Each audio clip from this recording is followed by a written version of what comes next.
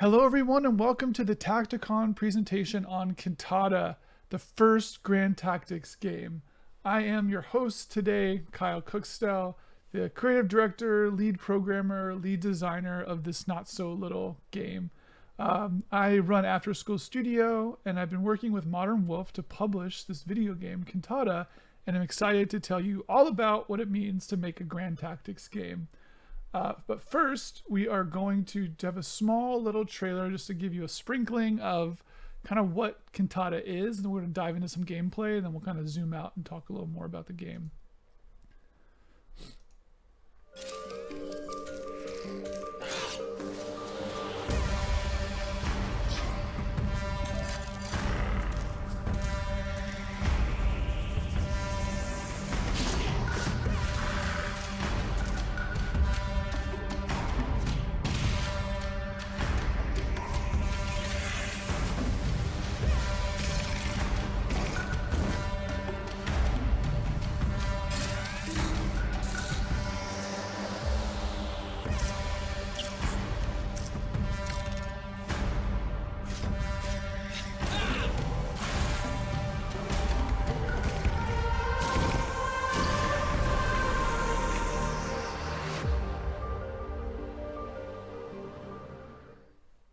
Woo! Yeah, so that was a trailer for our most recent patch, Orbital Drop 0.5, where we added some of the next chapters to the game, which you'll learn about here shortly. But first, I do want to show you some gameplay. So you might have seen in that trailer, like, you got grids, you got, turn-based movement, and we're just going to show you directly now what that stuff is. So let me pull up Cantata. So here we go. We are now in Cantata. So I'm not going to spend too much time walking through the gameplay. I just want to kind of talk about some basics to kind of set the stage for what Grand Tactics even means. So as you can see here, we've got like a grid-based world. So Cantata is an isometric game, kind of heavily inspired in visual style by Alpha Centauri and some of the earlier Civilization games. And then we've got this kind of very vibrant pixel art that looks not really much like any other strategy game I can think of, but kind of like works together. I actually forget how kind of crazy this game looks sometimes. But you can see we have units on a map. And so units, if I select them, for example, they have movement ranges. I'm going to turn my sound back on so you can hear some of the beautiful audio. There we go. There's our vibe. So units can be selected and they move around on a map. Just some basic mechanics. Every unit can effectively move and attack once per turn. However, units can also do like additional movement through using AP, like action points. So they used to have a larger role in Cantata, which we could talk about the prehistory of Cantata if we wanted to, but it's actually something sort of akin to Old World's concept of orders. But now you kind of use AP as a stretch resource. So if you're a strategy game player, you probably understand grid-based movement. So I can move my units. Different units have different movement ranges. So for example, my kind of recon unit here can move a little further. Units additionally have their own sort of abilities. So I can see that I have this ability to do this grant vision thing here for this rickshaw. The conscript can build these things called banners and storage sheds. They can transform. They've also got this kind of cheap attack if they want to. In addition to kind of basic tactics stuff, there's also this kind of logistics and resource component that we'll get into. Long story short is that you can build kind of new buildings on a map wherever you want to that requires some resources. So for example, I could build this refinery on the map here. I can see that building it will cost me some AP, and it's also going to give this region I'm in here called Landing Zone. As I can see here, it's going to give that some resources. So for example, when I build my refinery, I can now see that my next turn I'm going to get one more engine. So if I end my turn, I can see now that I've got one more engine, and that can be used to build more units and more buildings and so on and so forth. One thing I'll talk about quickly, and I'll get into a little bit later as well, is that Cantata is also sort of big.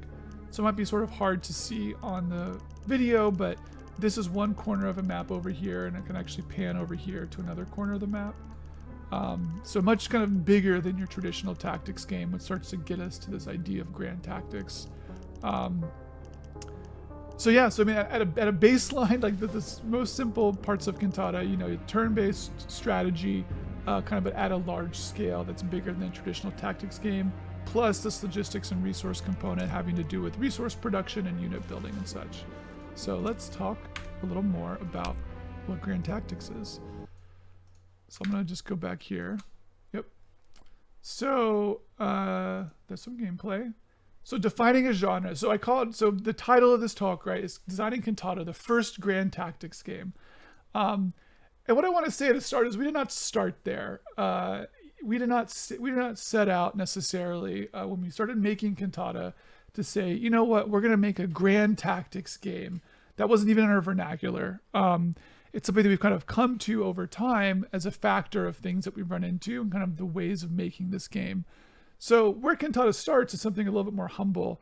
As a player, I felt like, you know, you have, you know, really gritty tactics games like Advance Wars or Wargroove more recently, or XCOM to a degree, but you kind of have this like tactics stuff, Final Fantasy Tactics, obviously. But then you also have like grand strategy titles. So you have, you know, your Paradox games, your Creative Assembly games, you know, Total War, CK2, 3, Europa Universalis, all that stuff, which I'm sure everyone watching this talk knows and loves. But there's nothing like in between those two. Like you get like tactics, my hand on screen, and then you get like grand strategy, and there's not something really between there that kind of like bridges the two. You kind of have like other offshoots with like maybe like tactics RPGs or something, but you don't really get like big tactics, so to speak. So that was the first idea, which was that, you know, we want to basically split the difference between tactics and grand strategy.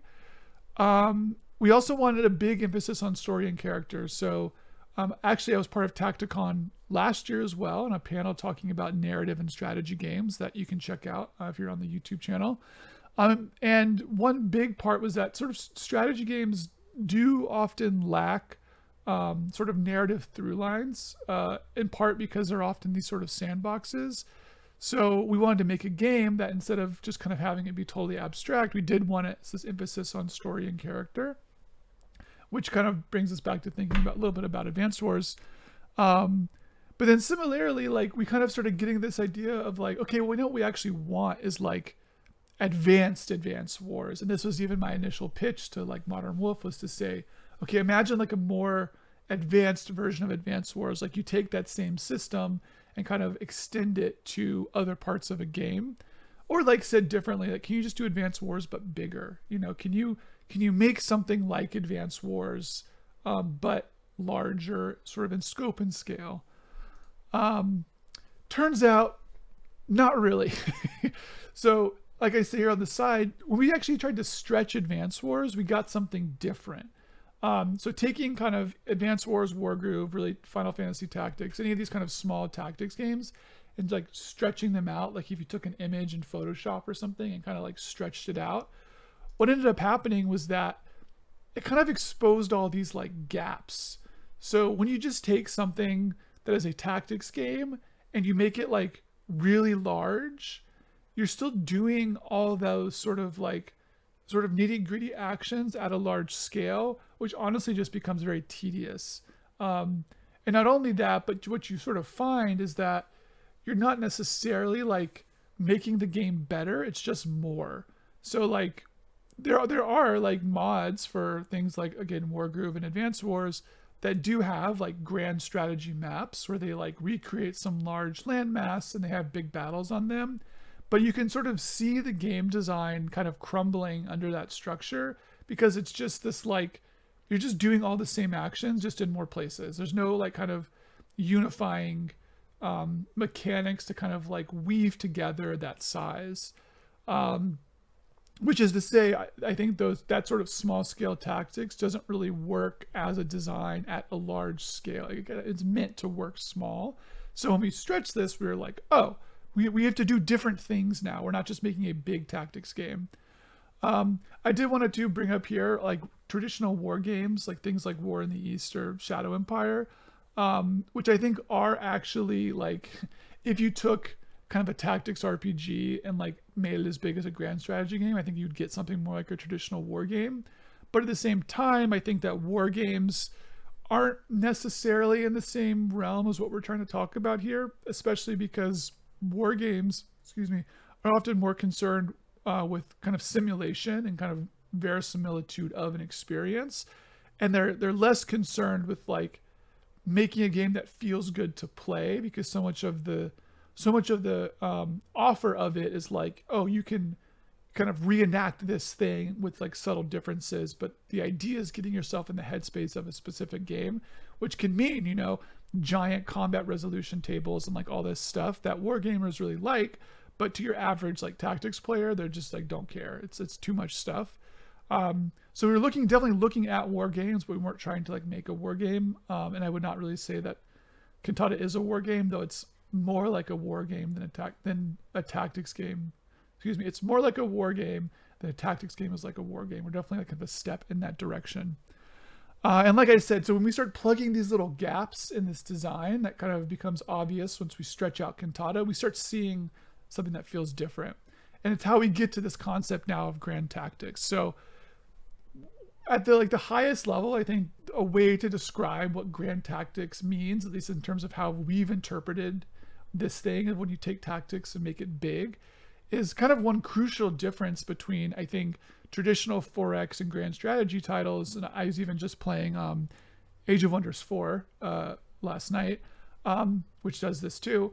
Or no, it doesn't do this. It does the thing that we don't do, which is specifically that in most 4X and grand strategy games, and even a lot of tactics games like XCOM, you have two layers of gameplay. You have both the strategic layer, which is kind of like in XCOM, you know, you're in your base kind of configuring your army, or in any sort of total war game, you have your map view. And that is where you're kind of doing your like larger scale coordination stuff. And then you have your tactics view where you're actually fighting a battle. So like in XCOM, this is when you're actually moving around on a grid. In Total War, these are like the big, you know, battles of Total War. So there's two layers of gameplay. There's a strategic layer and a tactical layer. For grand tactics, we said no layers. It's all one thing. So basically take as much as we can and just put it on the map itself that you're playing on. And I think that's specifically, you know, we're between tactics and grand strategy. So we could have gone to say like maybe it's all strategic layer stuff. But we said no, like we want the sort of the immediacy of a tactics game is what's important here. You want to feel like when you're moving a unit on the map, like you're moving it across the map. It's not like I zoom into my battle. I'm just on the map, period. And so at a high level, I think for any game that might also try to become a grand tactics game, it's fundamentally a single layer game. So you're not moving between layers. As I just mentioned too, like a big focus on immediacy. So Cantata has like as few menus as possible. I showed you in the gameplay a little bit, but there's effectively like two menus. There is the unit UI and then there's the region UI, and that's it. And those UIs do not have like kind of cascading internal tabs and stuff, like thinking of any sort of Paradox game, which again, love those games, but that was like, we can't have any of that stuff in menus. We need to like put anything that's supposed to matter should just be on the map as much as possible. And so what that does do is it does kind of like, for now, preclude stuff like doing like diplomacy or something. So we don't have like a panel where you can like trade with people, because again, it's all on the map. But I think what it's done is it makes the game just immediately more sort of legible. Like you can just look at the map and get a sense of where things are at without having to like look at specific unit numbers and like, you know, army composition. It's just like on the map, which I think again is very sort of tacticsy, right? Like if you're playing Advanced Wars or Wargroove or anything like that, you can see a large army, and the large army is the fact that there are a lot of units, not that there's one unit that's got like a little number that says, you know, I'm a large army or something. Speaking more to like the concept of the holes that need to be plugged in the design, one thing we found is that tactics is obviously very good at sort of attacking and defending objectives and kind of just doing that general type of play. But what we found is that that gets really boring if you're playing it over a large scale turn-based game. So we ended up mixing in longer term objectives, specifically things around region capture. So it wouldn't make sense to like cut up an Advance Wars map into regions because the levels are so small, right? You wouldn't have like a 2-tile territory. For Cantata though, and I'll show you a map in a second, it did make sense. So we actually cut all the maps in the campaign, which is the main stuff players will play. Those are all cut up into regions, and those regions kind of give you longer term strategic objectives that kind of act as checkpoints and goalposts as you're playing. And that was like super, super, super crucial. If you actually are like a huge Cantata head and played the first versions of Cantata that were available at Gamescom, I think in 2019 or maybe not 2019. It would have been 2021 or 2020. I don't remember. There was the initial version we put out for Gamescom then did not have regions, and it was just like bad. Shout out to the people who did play Cantata then, but like after kind of watching people play that, we were like, oh, we have to do other stuff and we can't just copy Advance Wars. And so the further we've kind of done that and followed the direction of Cantata, the better the game has become. I mentioned logistics and resource components, and you kind of have like supply and region capture and such, and we'll talk about that a little more later. But then also I think one other part of this is that doing all this stuff makes pacing of maps be much more player driven.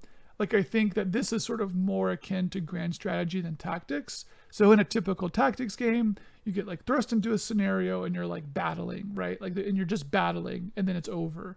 There's no like in between battles or something. You're kind of always in a conflict and then it's over. Grand strategy is probably more similar here to what we do, which is that the sort of like texture of playing a grand strategy game could have you doing like, empire management for a few turns, and then you do like a battle, and maybe you do another battle like right after that, but then you kind of come back home and you do empire management stuff. Which I would describe as sort of player driven. So grand tactics is similar here, where you're not always fighting, you're kind of more moving around on the map and exploring stuff in addition to fighting, but not just battling. And speaking of battling, we're going to start diving into some specific parts of how Cantata kind of applies these grand tactics principles, and how honestly, if you're like a player or a game designer as well, that you might kind of approach the same problem. So for map design for Cantata, we definitely were looking at tactics games when we started. So you can compare again tactics to grand strategy. For a tactics game, like a single tile really matters. Like the smallest unit could have a tree on it, and when that tree's on it, it means that the unit on that tile gets +2 defense because the trees provide cover. In a grand strategy game, you sort of have that, but the density of those things is much lower. So like in a battlefield for Total War, you might have something where you have a really large map, and it does have like kind of texture in the way of like trees or hills or whatever, but those things are kind of like few and far between. They're kind of the exception, where most stuff is just like an open battlefield because you have these large armies, and it wouldn't make sense that like, a 1 meter patch of land has some characteristic. Which sort of means that like we were looking at tactics more, I think, when we started, to say like every tile super matters kind of to make a map. And then over time we sort of more realized like what Cantata was, and kind of started moving to somewhere again in between things, where we do have tiles that matter, and tiles that have specific properties, but they're not at like the density of, again, like a tactics game. So you can actually see, I don't know if you can see my mouse. Yeah. So over here on the right, this little map here, these little walls like are actually blocking walls. So this looks almost more like an XCOM level. Whereas like over here in this screenshot, like this is a lot of open land basically, and every tile is technically different, but they don't have like different movement costs and stuff. So again, imagining this kind of stretching of like the sort of Advance Wars design, we kind of ended up going to this place where we made things feel like there was meaningful interaction when you were moving across a map, but you weren't having to think about the map constantly. So you can even look at some of the really early screenshots of Cantata. We were like doing a lot more sort of dense terrain stuff. And then we kind of realized over time that like, and kind of on this point here too, like having to think about a map in like a grand strategy game constantly is just exhausting. So it's just very hard to really reason about how to do anything if like every single tile has some different property. And then again too, like when we were actually starting to like design the maps, like we didn't want every tile to sort of matter in that tactics way. We wanted tiles you could just walk across and not have to worry about it. And so what that also sort of ends up doing is that you kind of start building these maps that are much larger and have different they have different terrains, but sort of more intermittently. And so what that does is it actually starts to provide this like concept of tempo across a map where instead of just like getting dropped into a tactics game and you're like fighting and whatever, and then like that's over, in Cantata, you're kind of moving across a map and sometimes it's sort of smooth and then sometimes there's like a lot of action and you're fighting. So it gives the map this kind of feeling of not something that's just like in situ, but that it's actually a place that you're like traversing, which I think is very sort of grand strategy related, like 4X related, than something like a tactics game. As a sort of simple example to talk about what I'm talking about with the sort of the map size, this is like a zoomed out kind of Fulbright version of our chapter 1 map. So earlier you were seeing me play actually over in this area. And just for reference, right, when I talk about extending Advance Wars, this is how big Advance Wars is. So if you were actually to count these little tiles here, like that is how big an Advance Wars map is. So we are effectively taking that sort of size of a map and stretching it like 5 or 10x. And this is a small map. So this is like our smallest map size that we would do in a campaign. And you can already sort of see like, okay, we're working with something that's much bigger and have to do kind of more. Here's our chapter 7 map. And you can see this is a much bigger map and we're not even using the whole map, but like you can see here that Advanced Wars basically takes place in like 1/50th of this map or something. So like we're doing a lot more stuff with our maps, but it also means that we have to approach design differently. Because even if you were to move like from this starting area to like up here in terms of like a typical tactics map, it would be really annoying to have to think about every single tile's properties between here and here across like 10 turns. And so instead, we work more with like blocking structures and like different types of terrain, but not ones that have sort of like super important mechanical difference.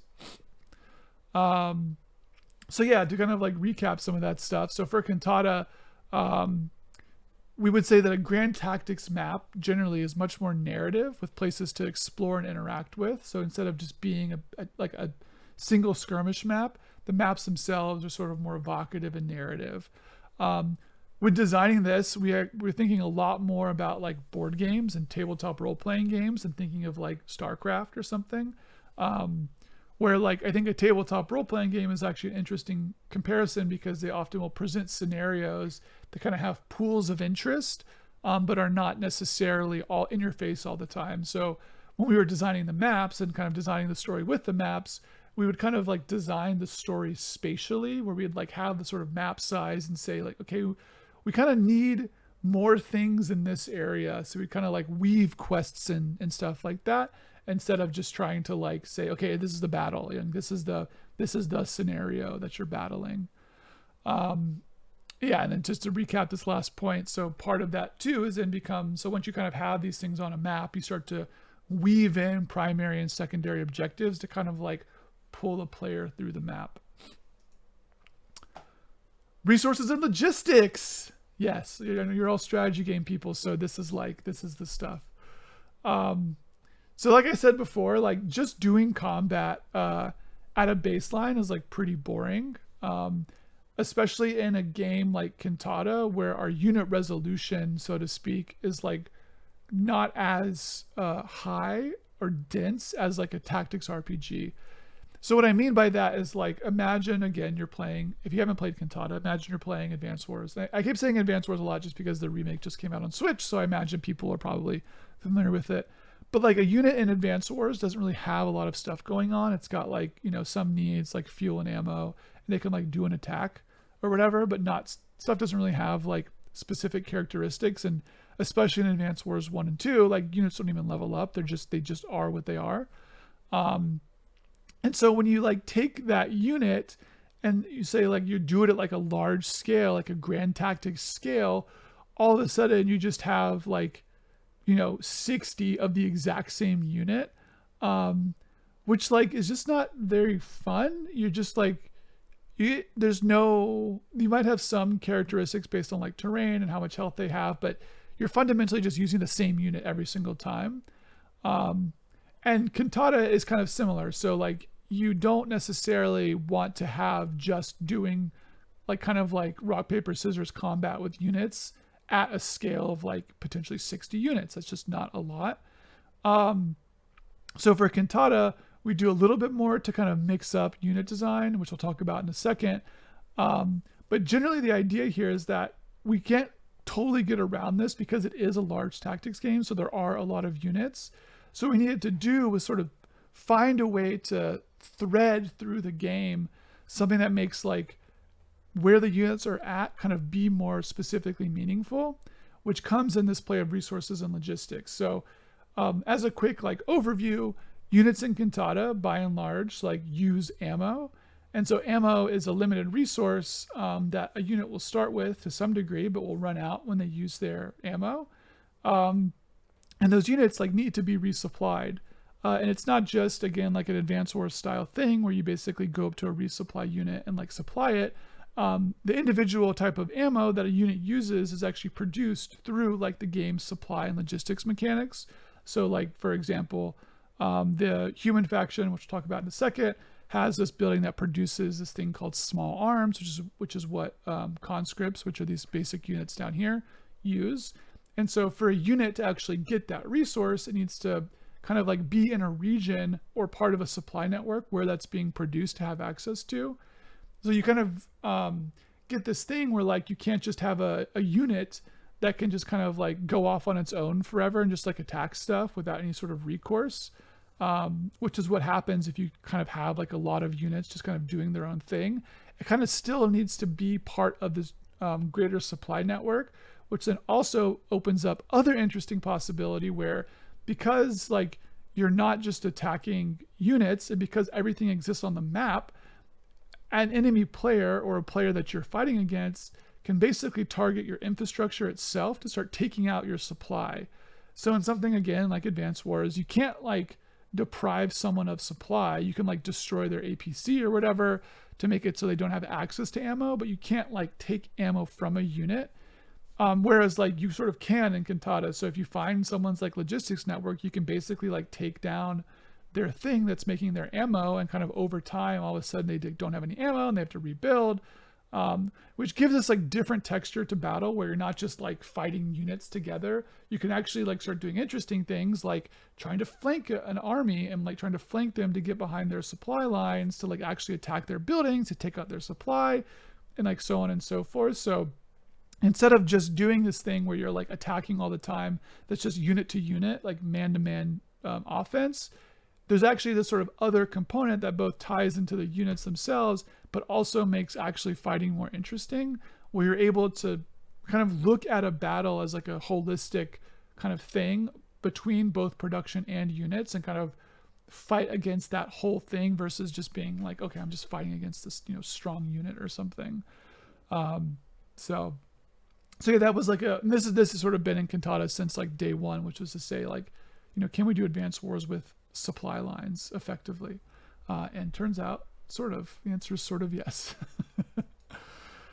So I want to talk a little bit more about unit design now. So this is my making it grand section. Like how does actually this game get big, right?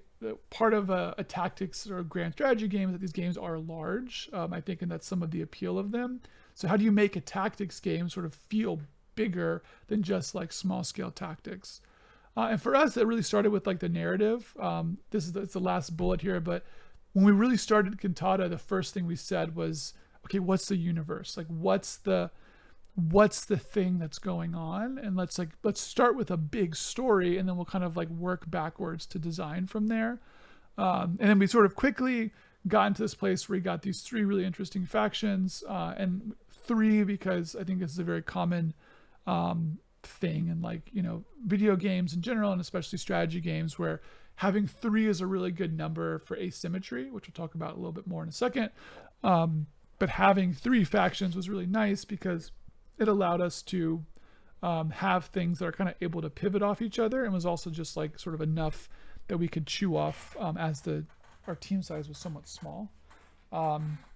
So in general, we basically said, okay, what's the story? And then from that story, we said, what's the factions?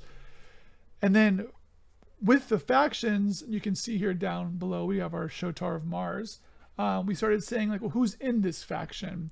And so each faction in Cantata has 3 commanding officers or COs. And those COs are kind of like big story characters for the game that kind of represent this, like, kind of tentpole ideologies of the game and are what the story happens through, and they kind of participate in the story. Again, like thinking of something like Advance Wars here, obviously. Our first faction is this faction called the Reign of Harmony and Prosper. So this is like your kind of traditional, so to speak, large scale rulers of the universe, like kind of human faction that has recently, in terms of where Cantata starts, are chasing down a rebel leader from the Machine faction to this abandoned colony planet Shoal. Each faction is actually, I think I mentioned this later in the slide deck, so I'm sorry if I repeat myself, but each faction is asymmetric in the sense that all the units are different, which again is very different from a traditional tactics game.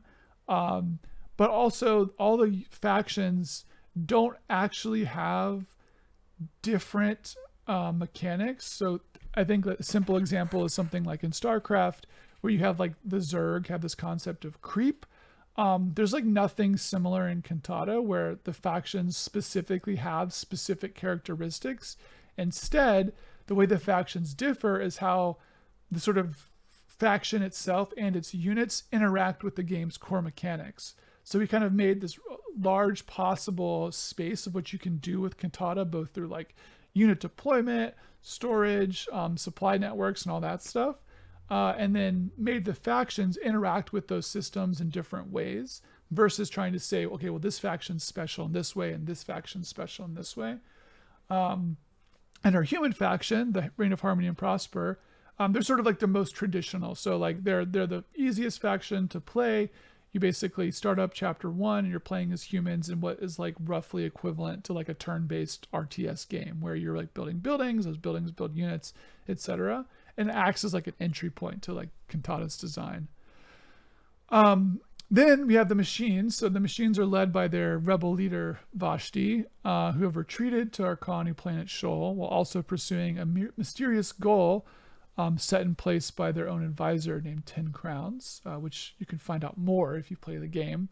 But the machine faction in Cantata is, I call it like the most Cantata faction. Like it's very much like the faction doesn't make sense outside of Cantata's mechanics. Like you could sort of take the human faction in Cantata and kind of roughly port it to like a traditional RTS game. The machine faction like doesn't work like that. Like you have to have the supply and resource component work the way it does in order for them to work. And they're much more focused on building kind of like specific strong units, whereas the human faction is effectively teching up to strong units. So that's the machine faction. And then third, we have our People of Sun and Shadow, or the alien faction. So this is like the X factor when both the machines and the humans arrive on this planet. They weren't necessarily anticipating to discover this faction, nor do they really know who they are. And this faction is really interesting because they are sort of glass cannons a little bit, but are focused more around like sort of guerrilla-oriented gameplay, which is sort of thematically relevant to some of the tenets of their faction as well.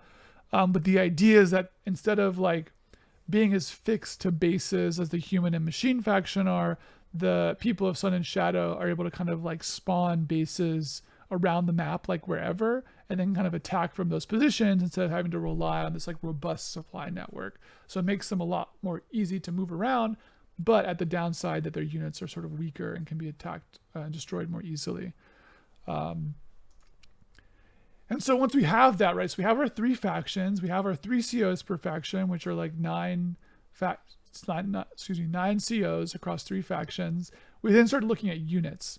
So for units, like I think this is again very more grand strategy and not tactics. Our units in Cantata are completely asymmetric. So it's not like Advanced Wars where you have like, you have a artillery, you have a soldier, you have a tank, whatever, and then like each faction just has basically a recoloring of that unit. So like in something like Wargroove as well, everyone has effectively the exact same units, and you're fighting symmetric battles, and they kind of pivot around like the CO that you chose.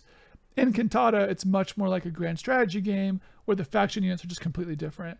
And this made sense thematically, where like it wouldn't make sense that the human faction has the same roster as the alien faction, or that the machine faction has overlap with the human faction. They are different people. Again, also sort of like an RTS game where it made sense for them to have and field their own specific different armies. And like I said before too, the factions and the units share all the same core mechanics, but they interact with them in different ways. So there's kind of a lot of little knobs and levers that a unit can pull to make it feel different, but kind of sharing the same overlying or underlying mechanics, which again, to the last point, this also means that because of this, like the factions themselves and their units sort of combine to give you multiple different ways to kind of play inside of their general structure. So like even as a human, you're basically trying to tech up to the highest level units. You can still do a lot of stuff with the lower tier units. That would be like a choice instead of teching up. And the same thing with the other 2 factions as well. Like you can kind of work inside of the faction and be creative with the faction versus just saying, okay, well, I have to do it like this way or anything. Going back into a little specific unit design. So I mentioned this before, but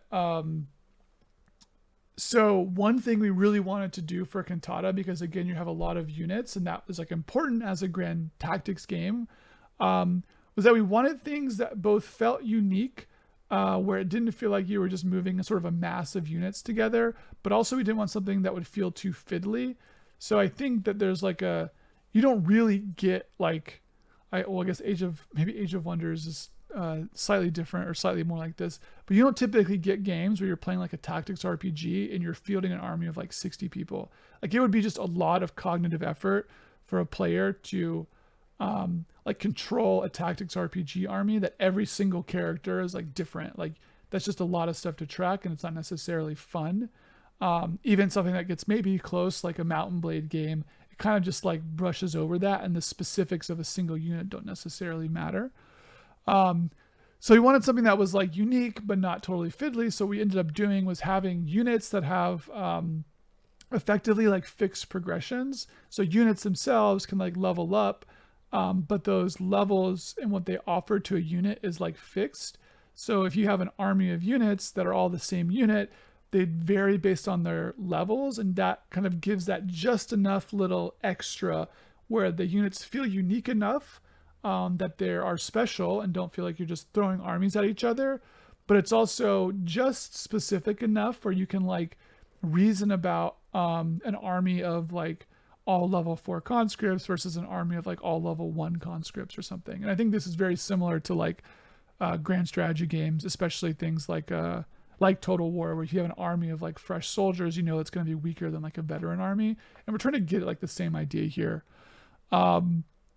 Sort of similar to factions being asymmetric, our unit design is also just crazy, which is both because we wanted it to be weird, but then also that it sort of complements like the game and the story. Like the tone of the game is very like flamboyant and sort of like weird, and the art is accompanying that. So instead of doing something where everything's just like gray or whatever, like the look and the aesthetic is meant to sort of elevate the narrative of the game that we're showing.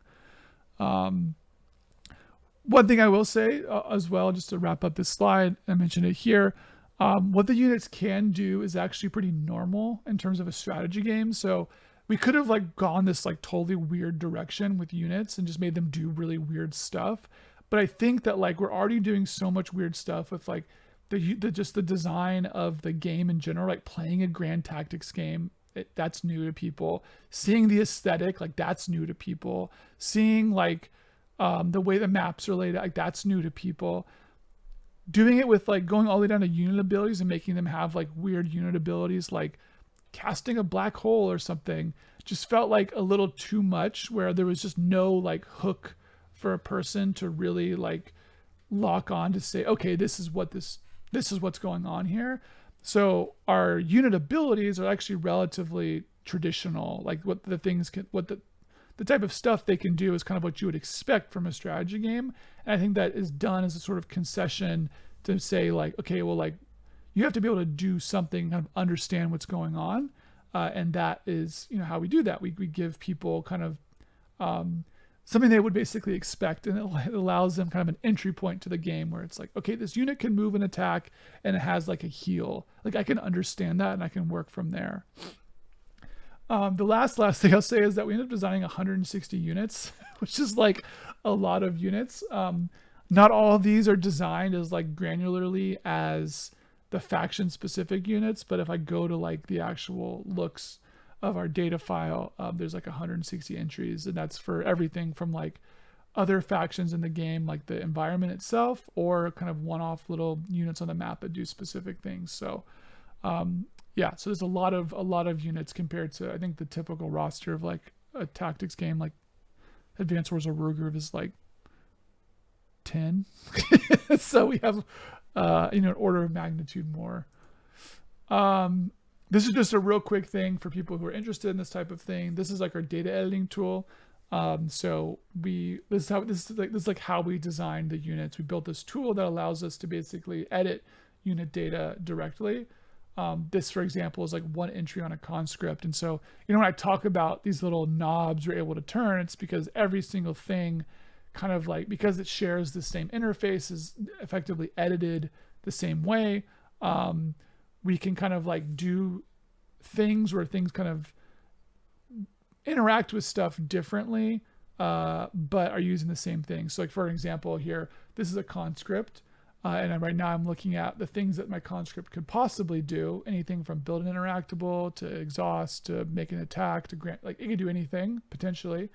But I'm just opening up its menu here to configure what it can build. So I'm saying it can build a banner, and I'm saying it requires 2 AP, and it also is able to, or it needs 6 alloys to build. The storage shed has costs, just AP costs, no storage costs. So like we're just doing this for like every unit. So again, a lot of little levers, and that helps give this game, I think, this overall texture. And that all basically then comes to a head when we actually talk about the campaign. So once we have our factions, once we have all our units, we start to then actually shape the campaigns to say like, okay, well, what are we actually doing, right? So we start with like the narrative and say, what's the story? And I think there was like definitely a version of Cantata where we could have done a lot of small skirmish maps. And I think that would have maybe looked more like a tactics game.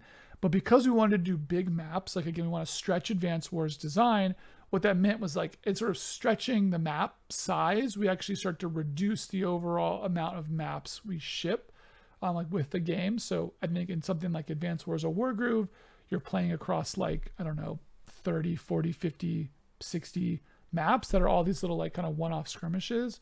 Whereas in Cantata, we ended up doing effectively 9 maps. So these are like 9 really big maps that take probably the amount of time of like 4 or 5 like traditional tactics maps, but in themselves are like kind of are end up being this like thing where all these like design ideas come alive. Like Cantata only works when you have these sort of big maps, and if you were to make Cantata be a lot smaller, it'd probably be fun to play, but you're not going to get this like grand tactics feeling. And then additionally, we're like a small team. This allowed us to do like really handcrafted maps and kind of put all this stuff on all these maps, which then, I mean, equals roughly like 30 hours of gameplay. So you're still getting like a really chunky single player game with Cantata. And then each of these maps you can go into knowing that like this is a handcrafted like effectively, I say it here in the bullet point, like every map is effectively like a sci-fi story, right? It's got its own narrative, it's got all of its own custom music, it's got all of its own like dialogue, it's got a lot of special unique units, like only that chapter. And those are just like fun to explore. So it feels like you're kind of reading through like this like sci-fi book as you play through Cantata, like chapter by chapter, instead of just kind of like playing these like one-off battles. And so, you know, we can do stuff on these maps because they're so big where like things are actually happening, and, you know, we're actually moving the story forward, and characters are saying things and people are dying and like all that sort of stuff. And then additionally, like the campaigns provide, or the chapter maps / the campaign maps provide a really great structure that kind of maps well onto the COs. So it's not a coincidence we have 9 commanding officers and 9 campaign maps. It's the fact that we wanted basically one map to kind of be the indicative map for each commanding officer. So like the first map is the Shotar's map. The second map is They Wait in the Fens. The third map is 10 Crowns. And so as you're playing through that story, you're sort of getting to know the main character while also playing with characters and seeing other characters that you might play with in the future. So like you learn about Vashti in chapter 1, but you don't actually play as her until chapter 6. And then in chapter 2, you like see this other, or even chapter 1, you learn about the exec. Like the executive is the person who has like the first dialogue in chapter 1, and you don't play as her until like chapter 7. So you kind of like are interleaving all these characters and making you kind of excited to say like, oh man, like I can't wait to play as this character, like when I get there. And so that was like super, I think, effective for just kind of structuring the overall way that you go into the game, where there's like, it's not just I want to fight another battle. It's like what happens next in the story, and the battle stuff kind of unfolds in front of you, which I think is pretty cool. And then sort of the last major thing I'll talk about, as I know we're getting close to time, is this other part of Cantata that I like just kind of wanted to do as a developer. And at the time when I started Cantata, like Wargroove didn't exist yet. There was no Advance Wars remake. And I was looking at stuff like Battle for Westnoth and then some other games, and said like, you know what, like I want to make it where that Cantata is moddable.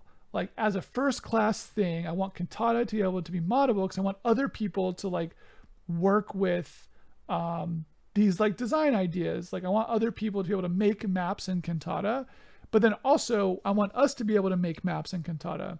So what we actually do is that we wanted to give people the ability to also make stuff in Cantata, which I think is in sort of tradition of RTS games like StarCraft and Warcraft, to say like, well, here's all the tools, like you can also now do this stuff too. And so modding has been a core part of Cantata, like since effectively day one.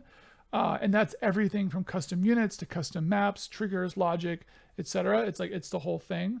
And it's like, I emphasize this every time I talk about this, but it's literally the exact same tool that we give to players is the one that we're using to design campaign maps. And I'll show it to you right now real quick. So this is what you started with, a map editor. You can set the size of the map to be whatever you want to, but effectively this is your map. And you can see up here all these sort of things that you can do. I'll just talk about some basic stuff real fast. So I can build things, obviously. So I'll go to terrains here. And so as a first example, let's say that maybe I want to make it where this like kind of cool, we call it scorched dark terrain. So if I wanted to, right, I could zoom in here and I could, you know, come over here and start saying, okay, I want this one here, and then I want this one here, and I want this one here. And maybe if you're designing Advance Wars or whatever, and your map is like this big, that's fine. You're placing one tile around at a time, whatever. Our maps are much bigger, so we actually like started making a lot more tools for the editor to make it really good at doing like large maps, and also just being an effective tool, because we like effectively, it's called dog fooding this editor, where I was the main person designing and programming it, but also our scenario designers were always asking me for features, which helped like make the editor just better for everybody to use. So you can start doing really cool stuff. So for example, I can pick this and then actually say, you know, and you know what? I actually want a random tile here. So I can hold my R key and basically randomly paint tiles here. Or maybe I don't want to do it like one tile at a time and I want to use like a much bigger brush. And then I can like, paint all one tile, or I can actually randomize this and random paint this. So I can actually, really quickly paint the whole map to be some different color. Or maybe let's say I want to make like a river or something. So I'll make my river there, and then I'll add some mountains. So I can just kind of like hold the random key, do some mountains. That's nice, right? Maybe I'll make a little land bridge here of some sort. I don't know, whatever.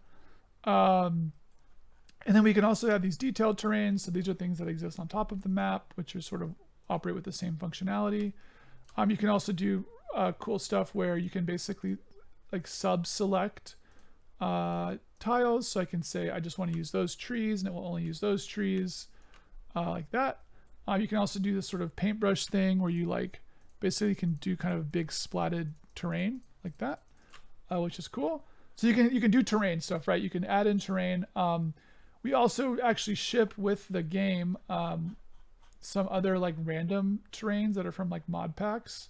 So if you wanted to, you could like import your own terrains and make this weird like sort of castle looking thing. So and that all that stuff is going to be we're not shipping it right now, and it won't be out like at 1.0, but you will have the ability to import your own specifically custom sprites and stuff for terrains. And then also, of course, we have units. So in addition to being able to place terrains, we have the ability to place units. So I can place some conscripts here if I want to. I could place some enemy units here, like, I don't know, the shepherd or something. Oops. Destroy these two, place these guys. And then, just as easy as that, I could go here and say test map. We can now play on the map. So now I'm playing on my map, right? So I'm clicking my unit, and I can now play on my map, and I can attack this unit, and like it all just sort of works.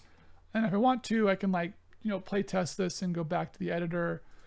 But so basically you can like, place units in terrains, and like that's all well and good.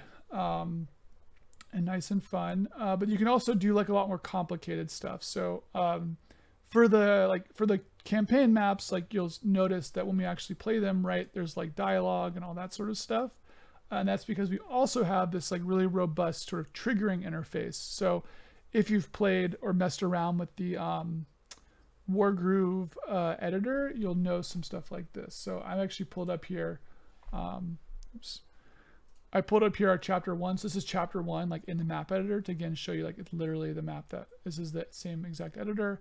I could come in here and I could place down, just make more mountains here instead. But we have this really nice trigger system, which allows you to do things like set up triggers to say, okay, when any interactable, which is a unit, is inside a location, we're going to unpause some music and then play some dialogue.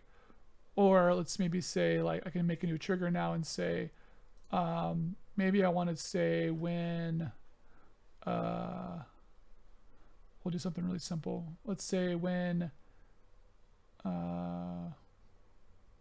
reach location. Yeah. So we're going to say when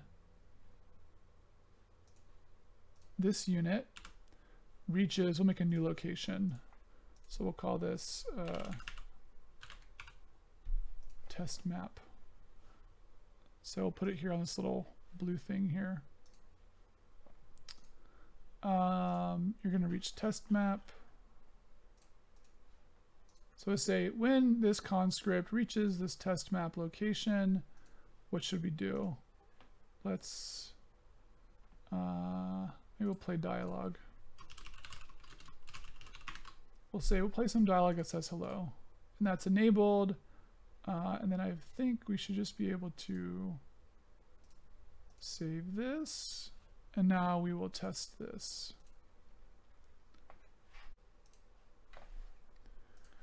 We will see, this is chapter 1's dialogue. So we'll move here. Just like that. So no coding, no like, messing around in Unity or whatever. It's all just done through this interface inside the game. So you can just literally load the game, load the map editor, and then just play it, and you can get actual dialogue in your game. And so you can do a lot more stuff with the editor that we'll talk about kind of once the game is out.